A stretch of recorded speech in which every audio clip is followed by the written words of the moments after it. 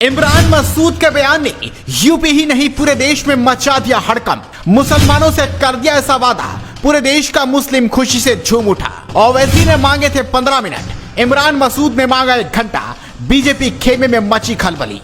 मस्जिद नहीं होगी तो नमाज कहां पढ़ोगे? कब्रिस्तान नहीं होगे तो दफना कहां जाओगे? ईदगाह की तो बात ही छोड़ दीजिए। दुआ करिए कि हम लोग आ जाएं। समंदर में तूफान बहुत है, और जब तूफान हो तो तूफान का सामना बड़ा जहाज करता है, कश्तियां नहीं कर पाती। इसलिए आपसे कहना चाहता हूं, ये किश्तियों की सवारी छोड़ करके जहाज की सवारी की तैयारी करिए। एक ही रास्ता है बस, और कोई रास्ता नहीं है। और यह वादा आपसे करना चाहता हूं कि जिस दिन आ जाएंगे उस दिन घंटे भर के अंदर इसका इलाज भी करना जानते हैं हम। 3 बजे तक पार्लियामेंट चल रही थी, लेकिन आप में से 90% लोग सो रहे थे। आपके ऊपर बुलडोजर चल रहा था और आपको नींद कैसे आ रही थी मुझे समझ में नहीं आता। आज ये नैरेटिव पूरे माशरे के अंदर बनाया जा रहा है कि वक्फ बोर्ड तो चोर था, वक्फ बोर्ड ने तो कुछ नहीं किया, हमारा तो भला नहीं किया, हम क्यों लड़े इसके लिए।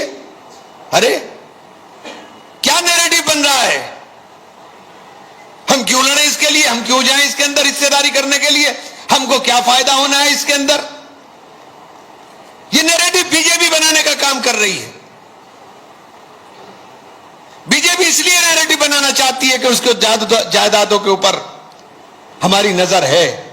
और कमाल इस बात का है कि पहले ही जायदाद 8 लाख एकड़ हुई, और 8 लाख एकड़ के बाद ये हमारी जेपीसी के अंदर ही 9,44,000 होगी। मैंने चलो कहीं से भूली बिसरी आ गई होगी, लेकिन कमाल हो गया जब पार्लियामेंट के अंदर देश के गृह मंत्री ने भाषण दिया कि 39 लाख करोड़,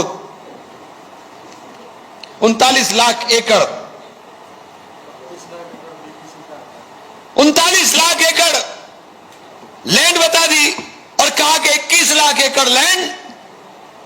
और मैंने सवाल किया था, मेरी सवाल का जवाब नहीं आया, चूंकि मेरा सवाल तार्किक था। मैंने कहा कि सरकार यह बता दे कि आज की सरकार झूठ बोल रही है कि आप ही की जो सरकार 2021 में थी वो झूठ बोल रही है। कोई ना कोई एक तो झूठ बोल रहा। 2021 में आपने एफिडेविट दिया, सुप्रीम कोर्ट के अंदर एफिडेविट देकर कहा कि हमने 99% प्रॉपर्टीज का डिजिटलाइजेशन करा लिया है, और जब जेपीसी में आए तो तब मुकर गए कि नहीं कराया है। किरण रिजिजू साहब ने पार्लियामेंट में कहा कि ये 4.5 लाख जायदादें अचानक 8 लाख जायदाद के अंदर तब्दील हो गई। तो मैंने रिजिजू साहब को बाहर मिल गया, मैंने कहा, मैंने साहब जरा जो बोल रहे हो पार्लियामेंट में उसे सोच के बोल लिया करो। आपने क्या किया वामसी पोर्टल में एक प्रॉपर्टी को दर्ज करने की ठेके का काम दिया गया। एक प्रॉपर्टी के ऊपर उसको पैसा मिलता था।